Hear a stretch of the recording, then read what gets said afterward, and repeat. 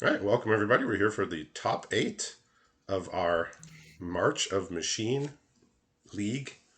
And we got our Mega Draft here. We got Adam drafting for us. Bob is with me here. And we're starting off with a pretty straightforward pick here at Yeah, I Elspeth. was so So, excited to jump in here and tell you nice my, one. analysis, right? But it's really tough not to just take Elspeth. That's a planeswalker. You kidding me? Thing's busted. Yeah. So,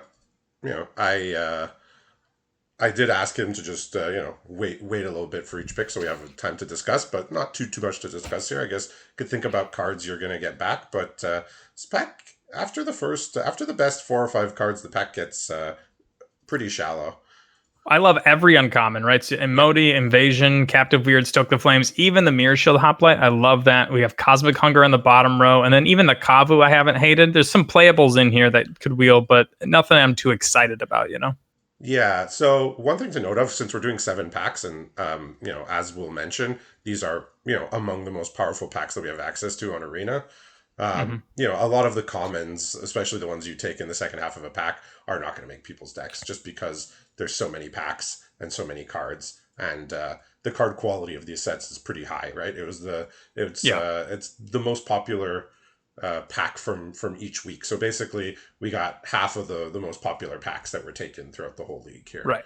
Um, So early on, I don't hate a skittering surveyor here. I mean, you don't know what colors you want to be, but if you need a splash, let's say something in Eldraine, which is coming at the very end, you need triple color, right? Like it really helps out, and yeah. it's always been a good card. Otherwise, Invasion of Zendikar there has also been a really pet favorite of mine, but it kind of locks you into green a little bit. Yeah, I think Invasion Zendikar and Merciless Repurposing are, a notch above Skittering Surveyor as far as quality goes. But, Yes.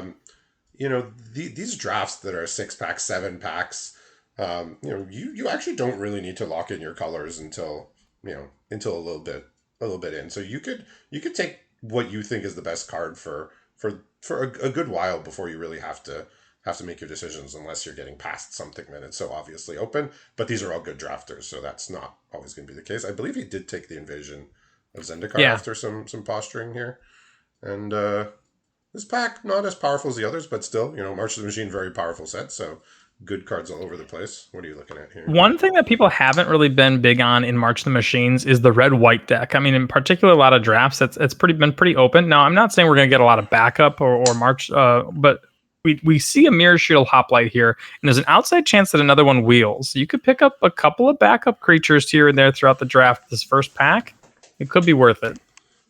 Yeah, looks like he's gonna stick with the most powerful card in the pack plan here, which you could argue between a few cards, but the Judge of Valor over there, Furja, is pretty strong. But he is gonna take the is that the cut short? I think it just plays so well with Elspeth, right? You're making 1/1 tokens. They get to just cut short what's going on there. I mean, a little surprising they didn't end up taking the Invasion of Xerix last turn or last pack, but seeing another one here might end up swaying towards blue, because that also plays really well with just general strategies across all formats, right? Blue white has always been traditionally like a flyers deck, go wide deck, just having this big flyer based on the amount of creatures you have. That transcends most formats.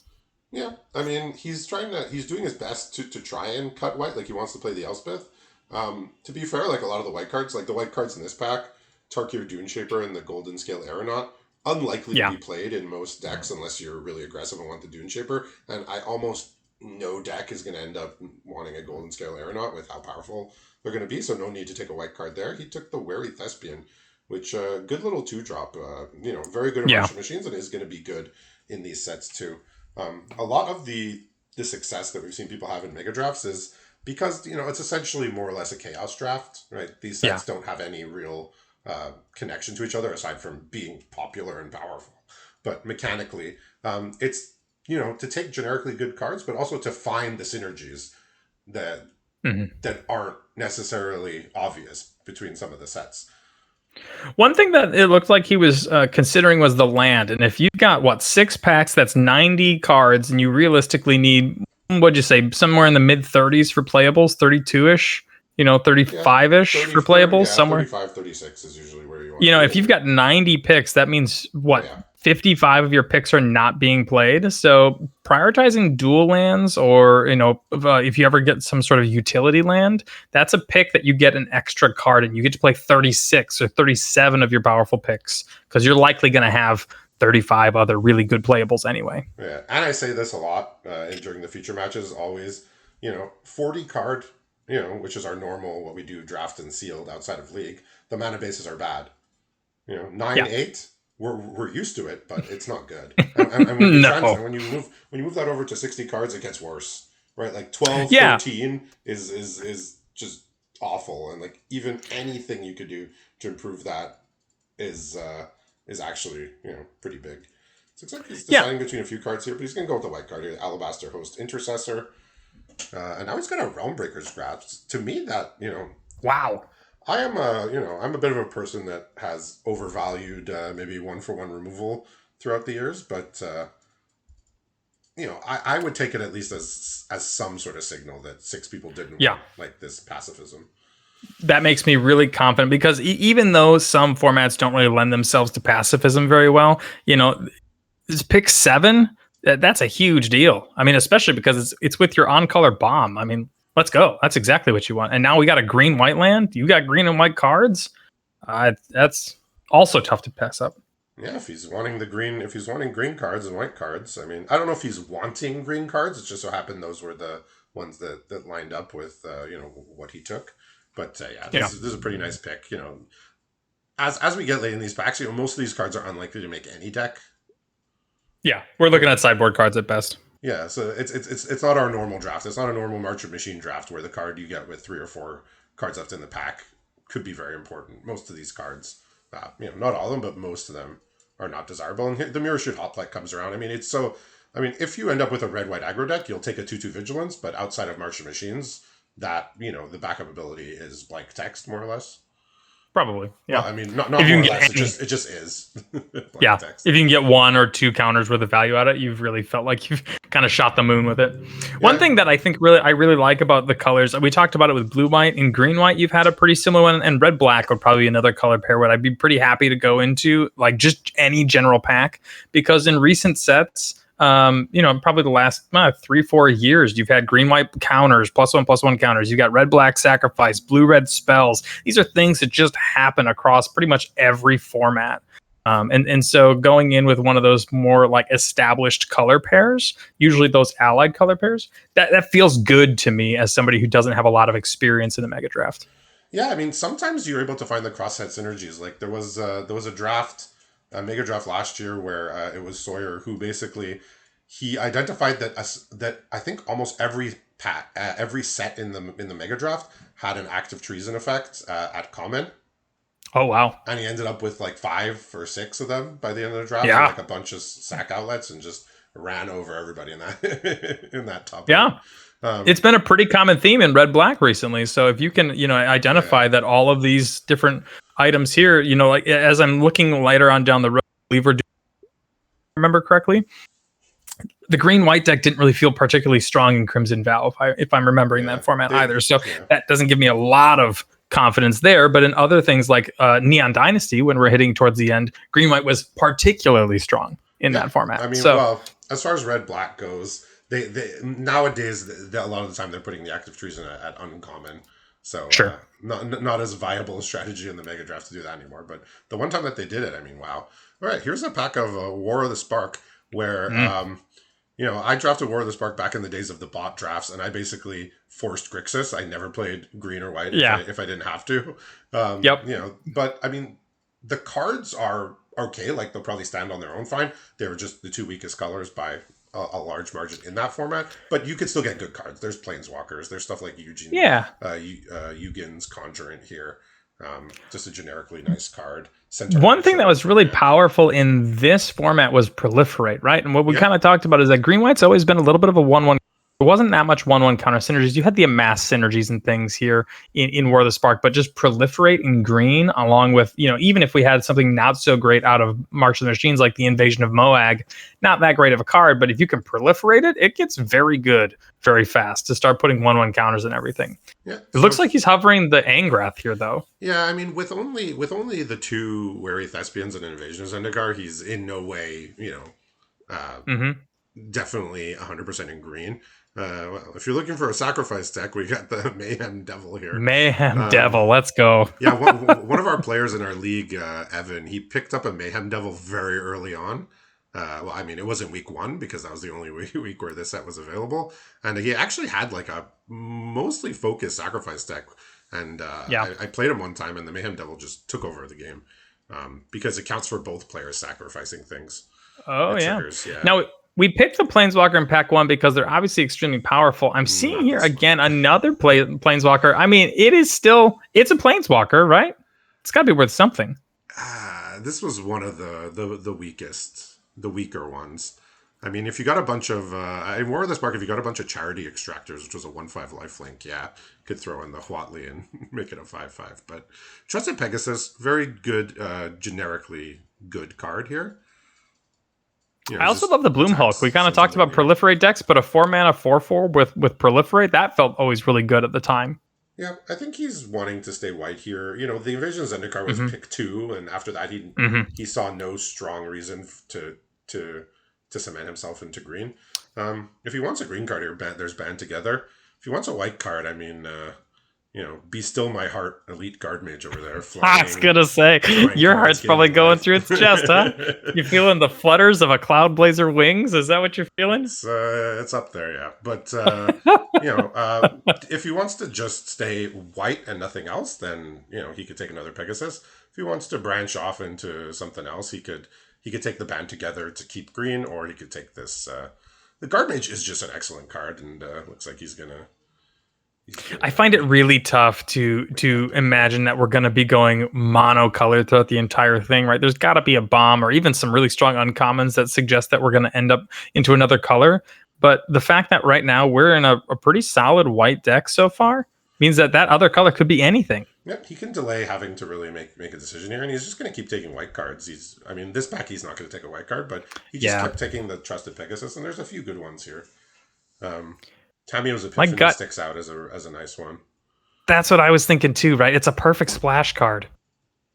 Perfect splash card. Vizier of the Scorpion was like really good in the format, but it's a 3-mana 1/1 that makes a 1/1 Death Touch. Like, it's fine, but you're not going to be amassing much. No. I couldn't imagine much. So it looks like he's gonna take that. Maybe slightly sad to have passed on that. Cloud Blazer Junior, but who knows? Maybe they'll come back. A guy can hope. I mean, if they want to make for a good show, sure, but I imagine someone's gonna scoop that up. And here's another Tamiyo's Epiphany. A card that sticks out here is the Cyclops Electromancer, but red-white is probably like the least suited to make use of that ability. But that is something that is a common thread that runs through sets. We have seen people get red and or blue spells decks in the past in these mega drafts. Yeah, I mean, he also sort of hovered on Nissa's Triumph a little bit, but that to me sounds like it's way too much of a commitment. I mean, you have to be pretty established green if you're going to be looking at a card like this. It's like once you have your 2 forests, you can go get 2 more forests. Yeah, and that to me really suggests like a heavy mono green, maybe a little red splash, like a big ramp, huge Gruul creatures sort of deck, which is all fine and good, but not really where we want to be right now. Yeah, Tamiyo's Epiphany is nice. I mean, there's only so many like pure draw spells you could play, but for a 4-mana common, I don't think we've ever had a 4-mana common that allows you to potentially see 6 cards deep into your deck. No. Right? The Scry 4 was just so powerful at the time, and I think it really remains that. Yeah, the selection is just huge. So this is like one of the better ones among what we get at common nowadays. And he is making note that he picked up a couple blue cards right at the end of the March of Machine pack, and what we call the dregs of the pack. Wicked Slumber, which is absolutely a playable card. Yeah, perfectly reasonable. Thunderhead Squadron, I mean, usually wasn't a high pick, but so it looks like he's favoring a Sky Theater Strix here over the War Screecher. A little surprising. To me. Now he gets another nice white card here, Laurun Enforcer.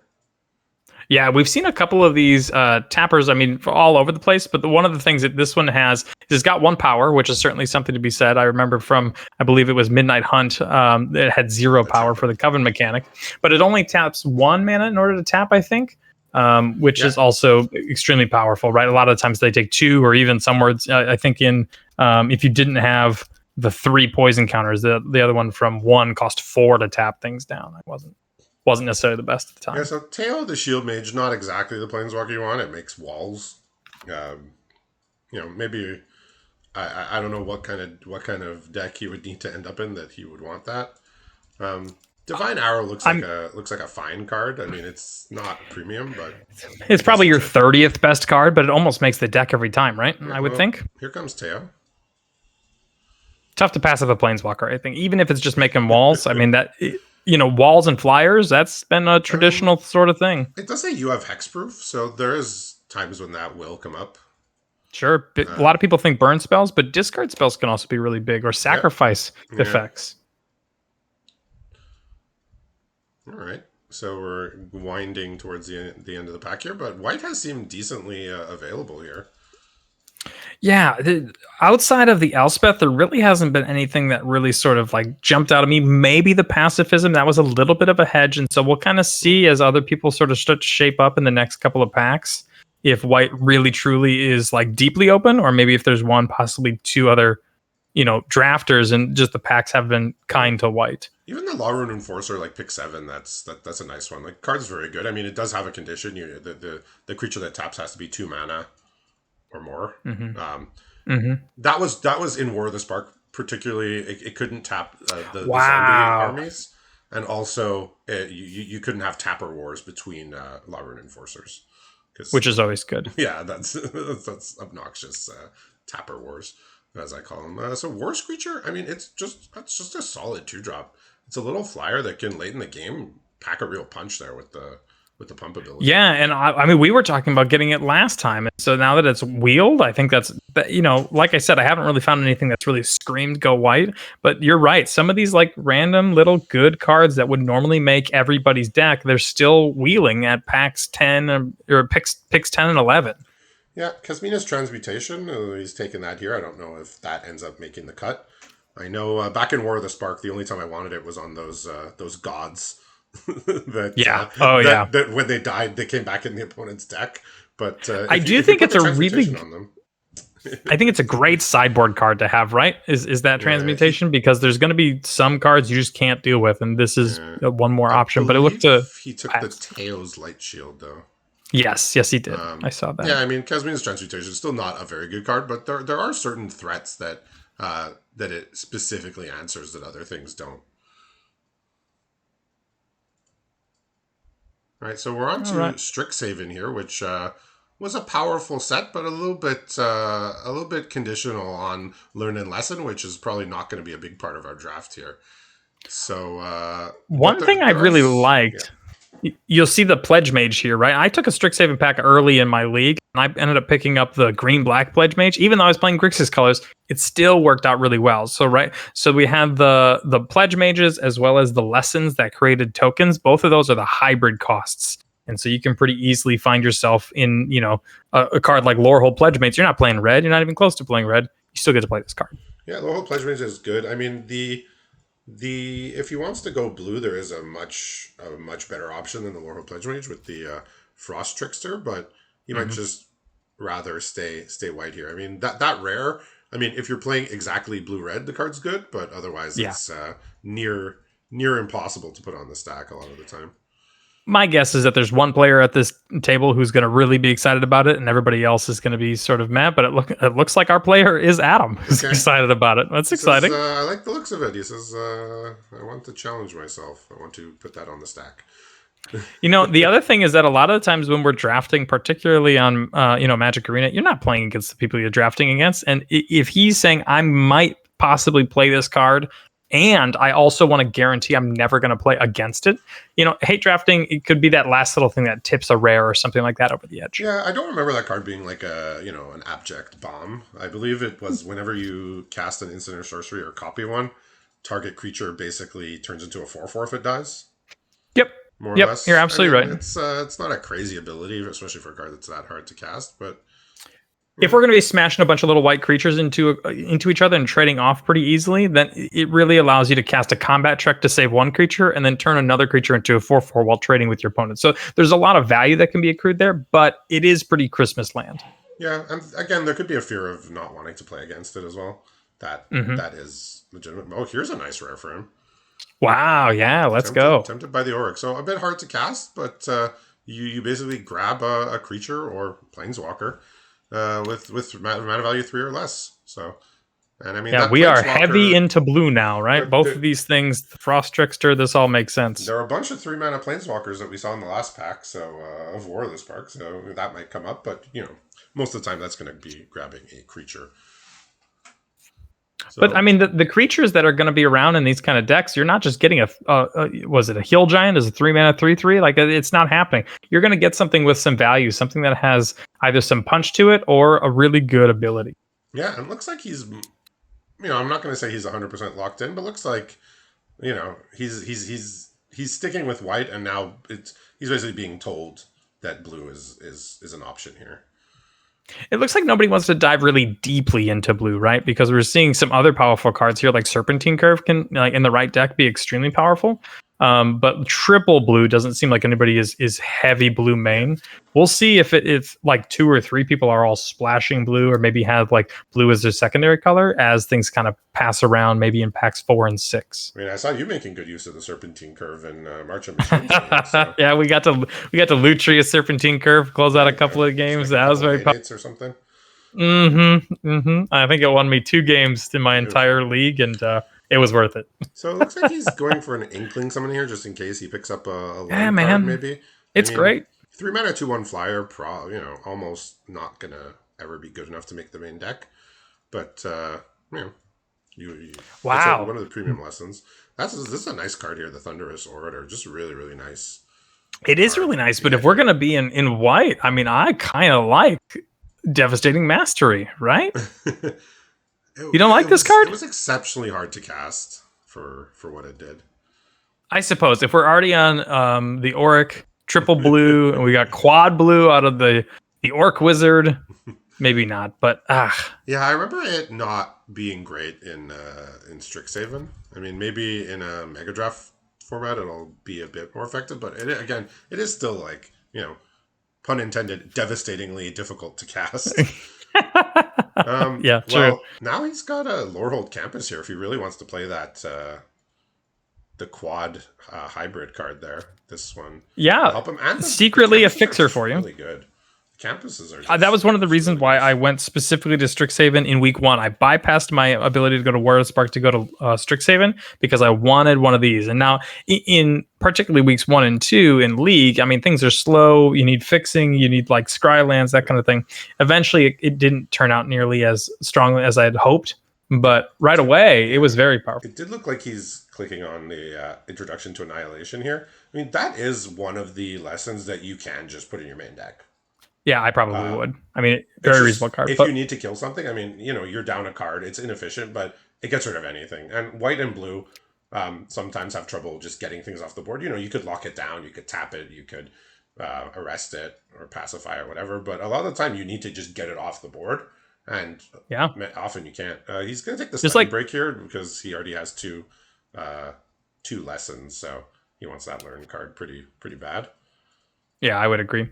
One of the things to kind of note is there's 56 packs being opened here, which Oh means yeah. at least 56 rares, and then some of them have double rares and foils. I mean, like there are some huge bomb planeswalkers, mythics, god cards that are all over that you can't just normally deal with here and there. Yep. Even sometimes with things like an Oblivion Ring or whatever, right? So this sort of lesson is a really good thing to absolutely make sure you have, even if it sits in the sideboard waiting for your singleton learn card. Yeah, we got Ephemerate here. I'm not one to dwell on the past, but imagine if he had an elite guard mage in his deck with that Ephemerate. That is Would be pretty good, huh? that is good magic. All right, the Stonerise Spirit, nice little 2-drop that can get things in later in the game. I mean, that card was it was part of a deck that just didn't really work out in Strixhaven, but the card I Yeah, think stands on its own, reasonably enough. It's it was not perfectly fine. yeah. that the lore holds, like play around with your graveyard deck just wasn't where it was at back in Strixhaven. Looks like I might just want to take this Titan Yeah. off of the board here. Just doesn't want some big 11-10 I mean, we're creature not playing any of these other cards. come into He's room probably one. not going to be in black. Yeah, it looks like So nobody's really in black white here with the Owl and Shield Mage still being there because that was just that one's just a really really nice 5-drop. yeah, very good card. Maybe there is a white black drafter that might end up with it on the wheel, but we'll see. So he did just take the Stone Rise Spirit there. He said 11-10. Who cares? Yeah, 11-10. That card was also not the best. Yeah, one of the things is now we have to look at it every time he scrolls down to his sideboard. What have I done to deserve this? No. Yeah, right.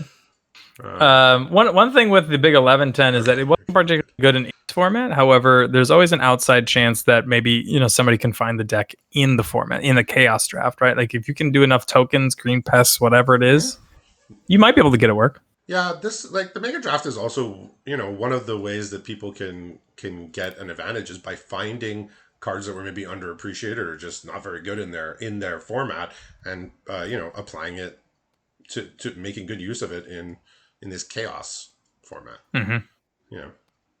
So sometimes you don't know what those cards are until they show up. But here's another triple blue card. I don't know if it's exactly the triple blue card he wants. It does say draw X cards. It's it's basically your Blue Sun Zenith, more or less. But there's a couple good options here if he doesn't go for that. There's exotic pets, and Echo Inspector stands out to me as just really premium common.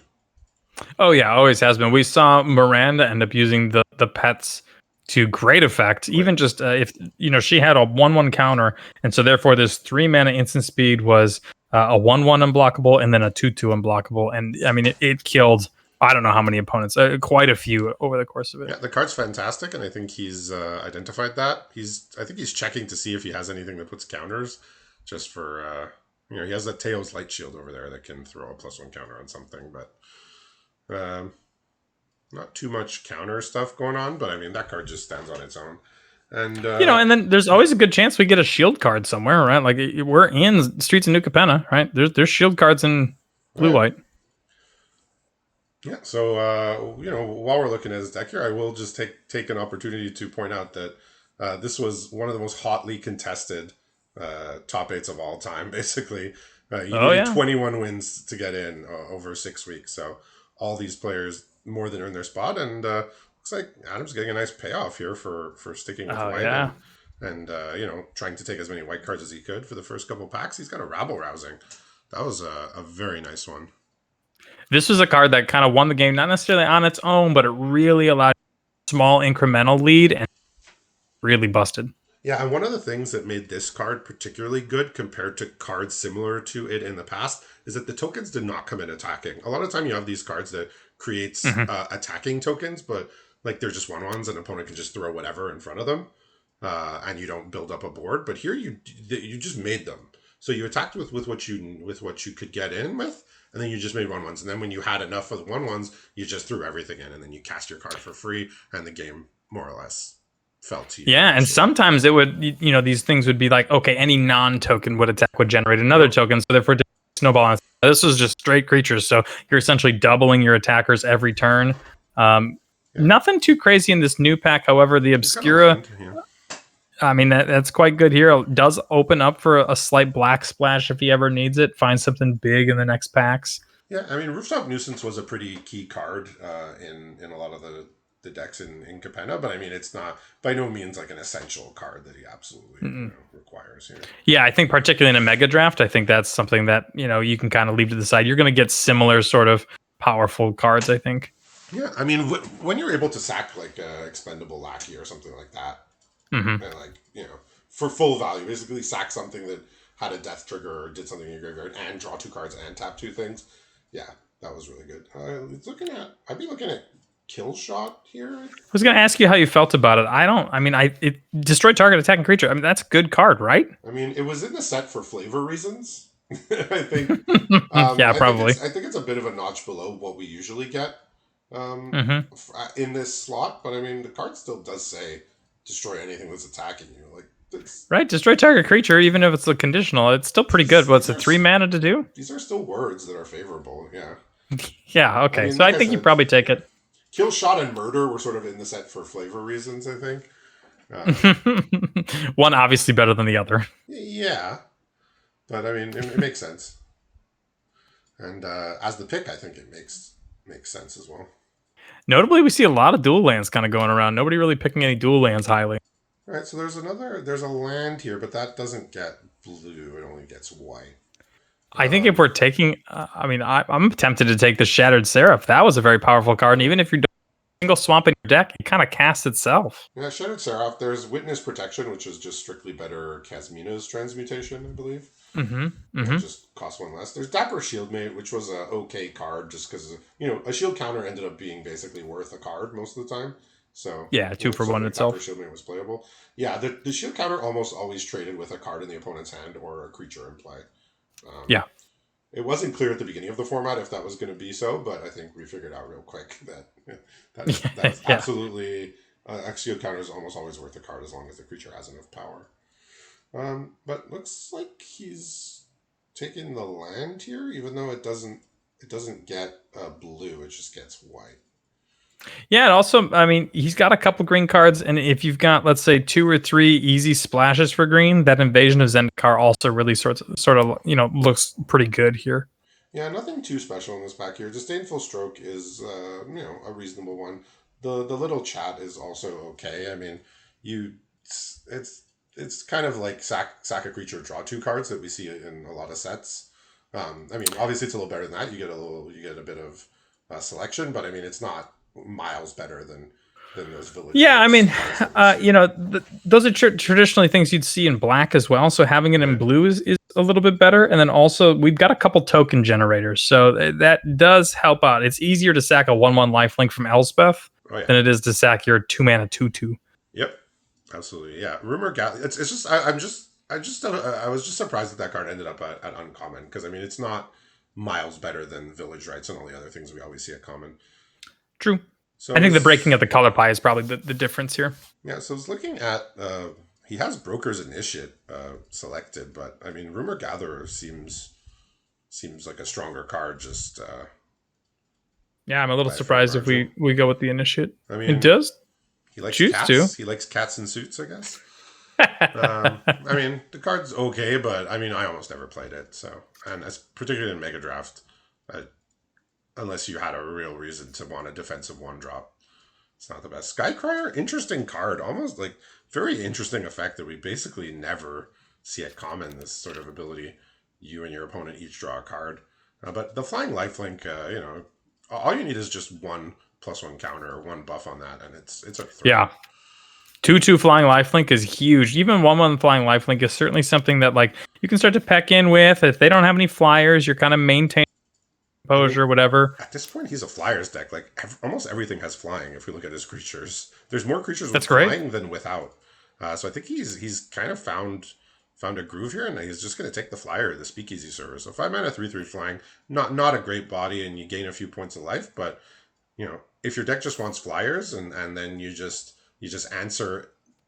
basically answer anything that can block it. Maybe he's gonna try this blue white deck of yore where you basically have ground blockers, like high toughness blockers on the ground, and then whatever removal you have, you use on anything that can block Hey flyers, man, I've been around the game like for the a right long through. time. I started playing around in like 2001 or so. I'm sure we could probably get Chris York on the phone talking about the days of even older than that.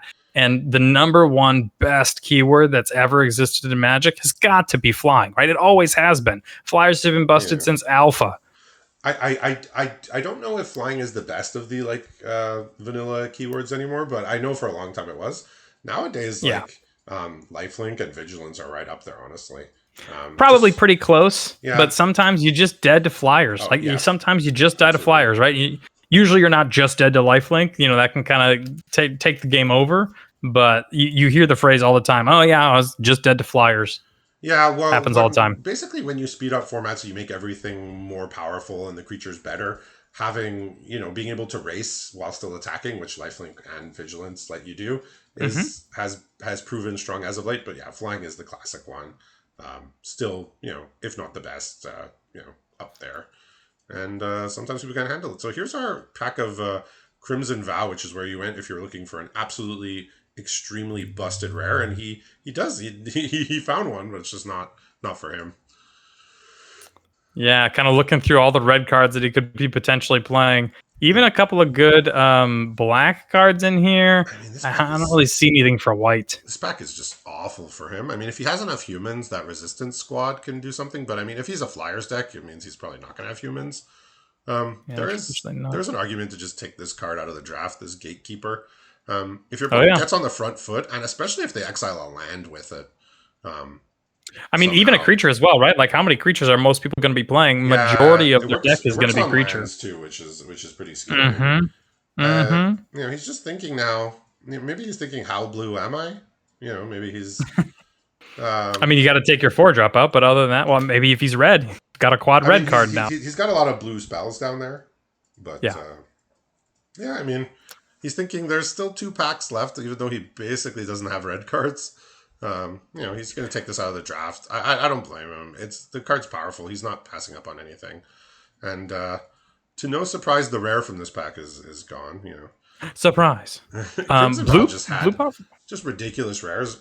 Like along all the curve, you had 3 drops and 4 drops that worked the game. You had 7 drops that basically won the game as soon as they entered the stack.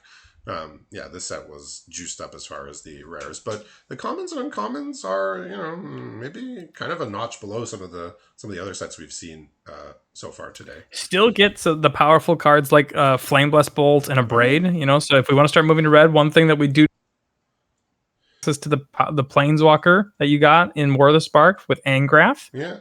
It's not something to shy away from. But there is a Lantern Bearer, which is a very That was very pretty good traditional. card. Yeah, it's super good.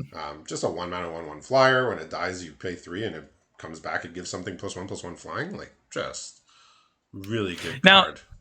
the backside isn't particularly as good, I think, in this deck because everything pretty much already has flying. But the idea that you do end up just kind of getting an extra value thing, right? A little 1/1 Yeah, enchantment it's still a from the two for graveyard one. is Like pretty good. it's still a Yeah. 2 for 1.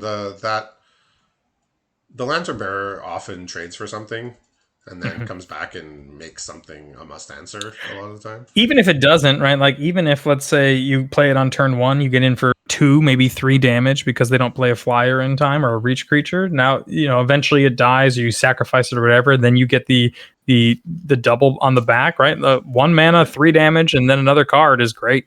Yeah, so I mean, if you like flying, you got a 2 mana 2/1 flyer here with upside even. Yeah, I don't know how often we're going to be triggering that, but even if one time over the course of, let's say, a match, then it's probably worth the spot. Yeah, and I mean, he might be doing what I mentioned before, which is just putting high toughness on the ground, like Broker's Initiate, the Teo that makes the walls. So if he wants to keep on the flying plan, there's a Wanderlight Spirit, but Fierce Retribution. While we were saying that Killshot is one of the like weaker versions of this we've ever seen, I think Fierce Retribution is more on the towards the stronger side of this effect that Yeah, we've seen, because the for 2 option. mana you kill the attacker, and then if you're just sitting there and they're not attacking and it's late in the game and you just need to get something off the board, it gets it off the board, which again is something white often can't do. Yeah, you need specifically like an Oblivion Ring or something similar in order to just get rid of something. So to have an option to either move combat, if you're attacking and they're attacking, this could really turn the tides. Or if nobody's attacking, it might allow you to break the board stall. Yeah, I mean, this looks like a kind of an okay opportunity to either, if he wants to keep grabbing blockers, he can take the 2 mana 3/3 defender. I don't mind grabbing a sideboard card here, the Sanctify.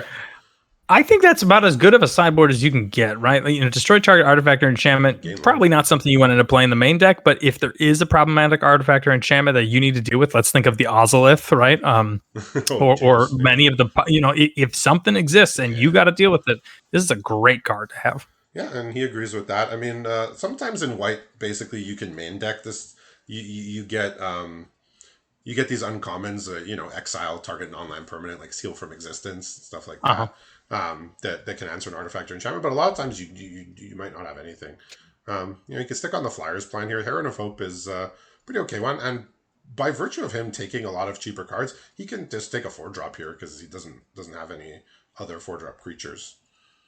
Yeah, I think one of the things that you may get sort of caught up doing in chaos drafts is finding yourself with a lot of powerful cards, right? Because there's lots of powerful cards coming around. And so therefore you find yourself with 4 drops, 5 drops, 6 drops, maybe even a powerful 7 drop. And then you sort of look at your curve and it's pretty high up. That's not the case with Adam here. He's been pretty prioritizing of 2 mana cards, 1 mana cards in some cases. And so he might be able to get out on the front foot and then use some of the, I think he's currently highlighting the counter spell in order to sort of just maintain and keep that tempo.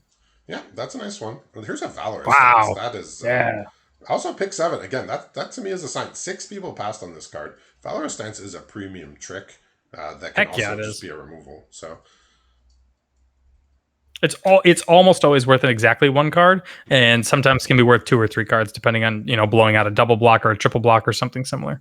yeah, so I think he's pretty happy with the way that he's navigated this draft. I mean, not every pick is going to be ideal, but I mean, at this point, he's gone down the right path. I mean, there's very few picks I think that he's going to look back and be really upset about. Yeah, I think really the only one I can think of that been like, wow, I really wish we would have had still that elite guard mage, Oh, and I don't can't even say remember what we picked over it. it. I can't remember what we picked He over took it, the but trusted Pegasus. yeah, which was again fine. Didn't know we were blue at the time, but man, if that was in this deck, that would really sort of kind of pushed over the edge. That's the only card I feel like we're missing so far. Is that Cloud Blazery, flying body, draw a card, little gain of life, like all that stuff is the goodness. Well, he didn't see any inspiring overseers in the last pack, Mm. so. But I mean, those are going to get swiped up pretty quick anyway. So he's looking at Scattered Thoughts here. He already has 2 Tamiyo's Epiphany, which sort of, fills that slot, I think, a little bit better. Yeah. But he's taking it anyway. I mean, it's a 60 card deck. He might have room for all those draw spells, especially if he's playing a bunch of cheap flyers and then just wants to refill his hand. Adamant Will is a nice trick. Yeah, I mean, I really have to kind of think about how many of these you want in your deck, because there were 2 of the leaps from Mom that we already have down with the Convoke. Yeah, and now like adding in a 3rd one, but this one gains Indestructible. So do you want 2 Convokers in one of these? I think the Convoke is probably the strongest, but it's certainly something to consider maybe during deck building. Probably the best card in the pack there. Yeah, he'll figure it out in deck building here. There's nothing too much here. I mean, there's a clunky flyer, there's a defender, and there's Ceremonial Knife, which Ceremonial Knife had its place in Vow Draft. I would find it difficult to find a deck slot for it. Yeah, I think so. If you've got like 3 or 4 1 mana, let's say, like if we get like a network disruptor in Kamigawa and we're playing that kind of stuff, then maybe you want to really start to equip these 1/1 flyers into 2/1 flyers. But to spend 2 cards to do it, not the best. Yeah, you could take the Stitched Assistant here. Like, it's okay, but it's very filler. Yeah. A lot of this stuff is kind of getting them instead here. I mean, if I'm him, if I'm going for flyers, like, I mean, Wonderlight Spirit is not a tremendous card. I mean, but I was considering picking it last time because there wasn't that much in that pack, but to get it at pick 13, let's go. I'm speaking from my experience in the last Mega Draft that I did, which ended up well, which was the Shadows of Innistrad. I just played every flying creature that I had basically, and I took just so many flyers, and like that was one of the ways that I was able to get through for damage, was just play every flyer. All right, so we're into Neon Dynasty here, which a lot of us are intimately familiar with now that we're playing it in League again with the partner league. So these cards are fresh on our mind, and I can't think he's too ecstatic about this pack. There's the Ghost Shintai of Shared Purpose, but more interesting to me is the Moon Circuit Hacker, especially with all the flyers. I like that card a lot. Yeah, I mean, he's got 2 1/1 flyers. You might be able to pick up that Disruptor, which is the 1 mana flyer here, like I mentioned, and like Ghost Shintai, the White Shrine, very powerful in and of itself, a little on the slow side, but we're not interested in going that wide on the ground. It's quite slow. I mean, in Kamigawa, you often had time for it, but we'll see here. I mean, there's a couple of black players that are going to be pretty happy to see this pack with both the Soul Transfer and the Assassin's Ink as like the 2 best cards in the pack. So if we were commenting on somebody else, you might like look at this pack and pick, let's say, 4 and be like, oh my god, there's still an Assassin's Ink. How could it possibly be? I mean, the green seeing it here, it makes sense. The green players are getting some nice stuff too, but Moon Circuit Hacker just slots right in here. Wow, look at that. Look at that mythic. Atsushi, the Blazing Sky. I think he might be tempted to take it out of the draft just because it's so powerful and there's so few ways to actually cleanly answer it. Yeah. I mean, and we're getting rid of a crab or a Wanderer's Intervention. both perfectly playable cards, but certainly somewhere between 25 and 30 as far as like the top cards in your deck. So, easily replaceable. Yeah, normally in a 3-pack draft, even in pod, it often doesn't pay to hate draft cards this early, just because you are taking a card out of your own deck. But when you have so many cards slots to fill in your deck, you're Yeah, not going I to miss any mean, of these like we cards. mentioned, you get 55 picks that don't make your deck, Yeah. and so spending 2 to 3 of those on some of these really big, bomb rares, particularly in red here, that could run you over. It's not that it seems very very much a recent value. One thing I'm a little sad to keep passing is Ecologist Terrarium. One of those sort of innocuous cards that really turned out well. Particularly if we mentioned that 1/1 lifelink flyer, turning that into a 2/2 is good. Whoa, a Tameshi, let's So go. Tameshi, I don't know how many artifacts or enchantments he's going to have to make use of it, but I would imagine at some point before he locks this pick in, he's going to scroll down and see what actually can I do with this. Not that Yeah, there's a better card for him in this pack.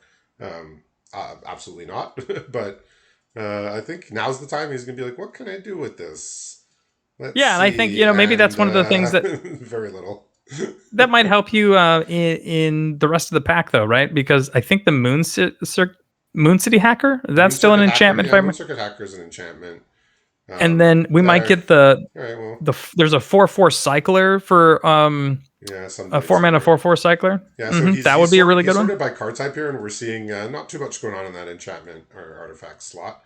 But I mean, Tameshi is still better than everything else. It honestly might end up just being a card that lives in his sideboard, but there's no reason to pass it over any of the other options.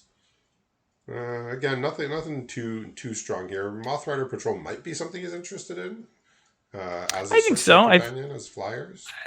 I think that's likely the card. The only other card I could think of would be, even though it's a flying wall, the Goshen type is perfectly fine. And then also we've got 2 things, or actually plus spells, so 4 currently in the deck that allow to give something flying. So a 6/6, right, and flying over with that certainly Yeah. is reasonable. Of note, and I know it's just one card, but the Searchlight Companion is a kind of an okay follow up to the Tameshi, That's true. if that type of thing matters. I mean, it's a 60 card deck, but looks like he's looking at Go Shintai here. Maybe just as I mean, it's a wall and a flyer, right? So if he puts a counter on it, it turns into good. Otherwise, I mean, just because it's flying doesn't mean it can't block ground creatures. the slowest win con of all time if you decide to kill your opponent. Hey, they get to On kill every themselves turn. drawing a card every turn, right? So again, nothing too crazy here. I'd have my eye on the Repel the Vial just as a nice Yeah, sideboard card that I'd look even at be that as well. deckable, but I think he's wanting the Searchlight Companion. It's another flyer. It's something. Notably, he just took an enchantment. Now he's looking at an artifact, right? Things for Tameshi to kind of continue to get that value. So let's make that Tameshi try and make it work here. No reason not to. There's a counter spell here. Don't hate that. That's up his alley. The 7-tail Mentor could be okay for pumping up the flyers. Like gets a counter while it's on its way in and on its way out. Not sure if that's what he I wants. think I don't know. It's kind of that idea. I think I like the counter spell, and the reason why is you want to play, let's say, 2, 3, 4, creatures out there early, maybe while they're playing 1 or 2 creatures, and then when they try to go for the big stabilizing threat, you counter it, and that might give you enough tempo to win the game. Yeah, I mean, and sometimes casting him for 2 is pretty great. I mean, he doesn't have too many artifacts, but 1 blue counter target spell, usually a card you're not going to play, but he may just have the deck that it slots into. Okay. Here's another. Man, this pack has not been great for him. Yeah, here's another sideboard card here. If he wants the Lucky Offering, I don't think he just wants a 2/2, more or less vanilla. Kitsune Ace is not it. Lucky Offering is fine, not great. The only other thing I was thinking of is the white-black card. We've got the Obscura Storefront, so maybe pick something up in order to splash that. But Dragonfly Suit's pretty good. I think Dragonfly Suit is gonna fit in quite nicely. He might want the crab here just as some interaction, but also just a big body for late game. He doesn't have like a single card I can think of that's one huge body, right? Got a couple of things that do well over time and a couple bombs, but this one just hitting down as a 5/7. Yeah, not many bigger walls than that. To date, his biggest creature, I believe, is a 3/4. Is the Alabaster Host. Excellent. So he said, let's let's upgrade my top end a bit, which Hey, you get to do after taking a bunch of cheap cards. So looking at Tameshi, right? One thing that works kunai, pretty well with Tameshi is the kunai, right? Lightning bolt every just turn, over and over or kill stuff. Yeah, right? Kill spell every turn. That looks pretty good. think that's up his alley here. We'll see. You know, If he doesn't end up playing Tameshi, he's not going to play kunai. I think true. it's probably just they're probably going to go together if he wants them. Um, And maybe they start in the sideboard and realize, maybe this. Yeah, here's another artifact that puts itself in the graveyard here, the Trespassers. So again, this is sort of like a package. It may not end up making the cut, but might as well just take them here and see what Mhm. happens. And then we got one more pack after this, which is going to be Eldraine. Which was our most popular pack in week 6 for those who ended up making it there. Moonsnare prototype, again, similar idea. Could go in a Tameshi package, but the card usually just did not do enough on its own. I am playing it in my current partner pool because obviously it's week 1 and it has won me exactly one game, so it's Okay. totally worth it. And I would highly recommend playing it. Right. I can't highly recommend playing it, but it's been fine. It's been fine. You'd highly recommend considering it and then not playing it. Yes, yeah, putting it in your 64 and then not in your 60 is exactly where I would put he that took the card. season of renewal out of the draft rather than take the prototype. Just not interested at all. He took the Future Sentinel, the 6/6 vehicle. I mean, that Yeah. is another big body. Crew 3 is actually not going to be that easy for him, though. No, His creatures are you're absolutely trending right. extraordinarily small. But one thing I actually think he might play, and something I might consider, we didn't like the 1 mana sort of equipment for +1, but having the +2/+1, that feels pretty good. Well, he's got a gold card and a good rare, but the gold card is almost assuredly going to come back to him, even if he decides he wants that one. Yeah, I mean, That it's Shine really tough to Chaser, imagine. is nothing special. Like, I'd rather take Turn into a Pumpkin or Ardenvale Tactician or Fairy Godmother, or probably even So Tiny over that card. But Midnight Clock is a slam dunk pick here. Such a Yeah, nice card. exactly what we want here. Especially because it's going to be so easy for Adam to kind of dump out his hand, particularly by, I don't know, turn 4 or 5, and then if he has stuff to do with his mana, he can end up pumping it into the clock, or eventually the clock will strike midnight, giving him a fresh grip of 7 cards and really allowing him to hopefully push over the edge. Yeah, that's a nice one. He's happy to see that, and he will almost assuredly wheel something that could end up in his deck here. I can't imagine Yeah. this pack comes back and there is not a card he can make good use of. Hey, shoot, if it all came back and like all the white cards and blue gone, but the turtle was still there, even that would, I mean, it'd be really surprising, but turtle would be kind of on game plan. About that, maybe. Sage of I the mean, it's a wall. Falls. Sage of the Falls. I mean, there's only so many cards that you could. There's only so many 5-drops you could end up playing, and this one was okay, but It was part of I think it's an explorer combo deck. That and the Locust God allows you to draw your entire deck and make infinite 1/1s with haste. And aside from that, it is okay. Well, I know in Eldraine Limited you could pair it up with the Improbable Alliance. Whenever you draw your second card, you make a 1/1. So you basically Sure.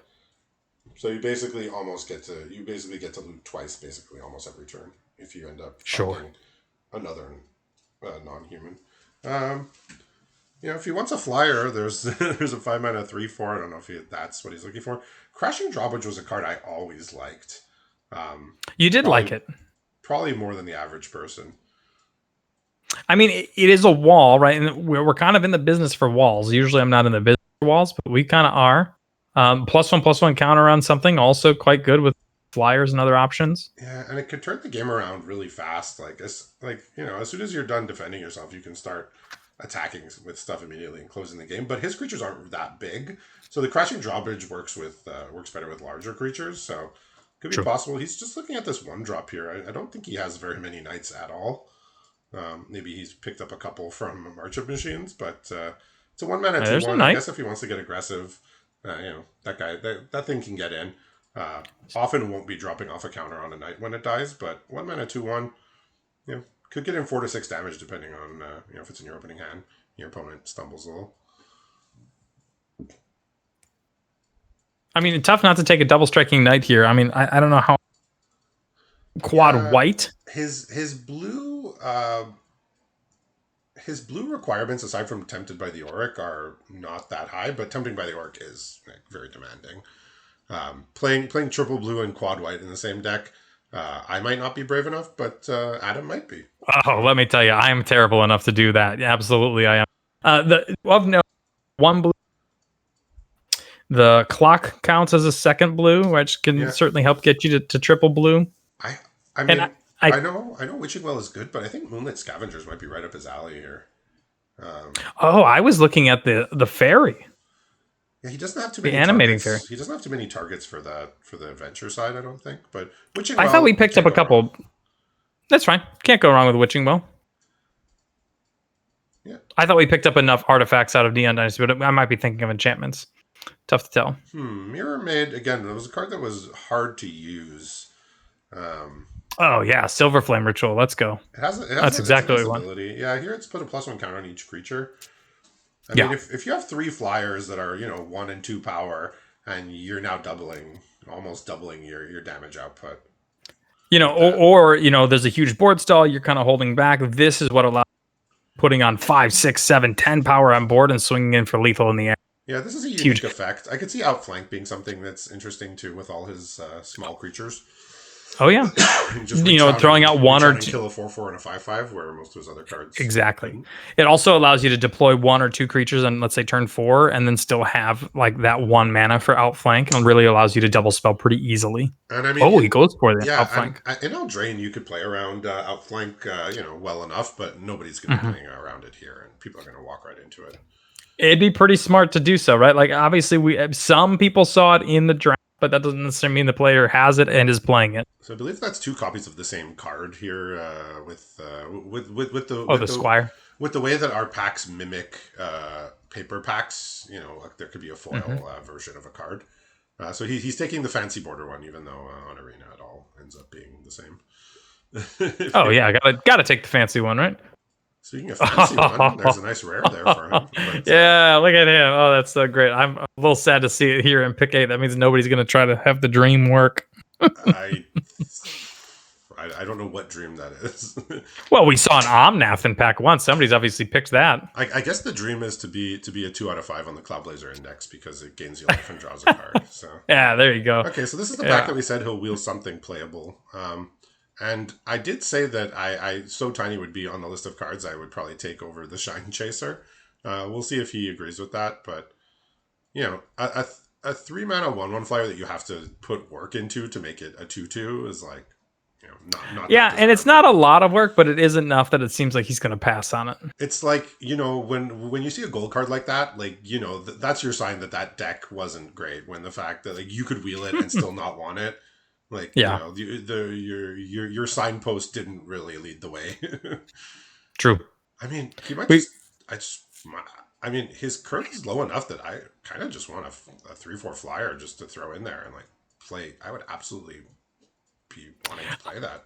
I think Prize Griffin is the pick here, and it might be on the first to get cut or the last one to make the deck.